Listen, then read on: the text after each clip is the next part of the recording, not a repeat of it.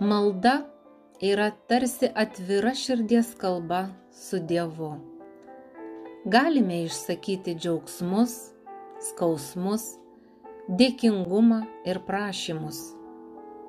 Šlovinimas yra nuostabus būdas išreikšti meilę ir pagarbą tėvui, pripažįstant jo didybę ir gerumą.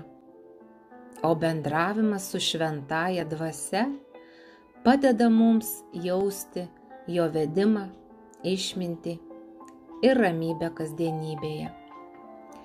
Kiekvienas žmogus gali rasti savo asmeninį ryšio su Dievu būdą. Tai gali būti Biblijos skaitymas, tarnystė kitiems, tylos ar meditacijos akimirkos, o gal tiesiog nuoširdi meilė ir pasitikėjimas juo. Taip, Dievas yra visur ir visada. Jis nepriklauso nuo laiko ir erdvės. Tai reiškia, kad nuo jo negalima visiškai atsitraukti ar pasitraukti, nes jo buvimas apima visą kūriniją.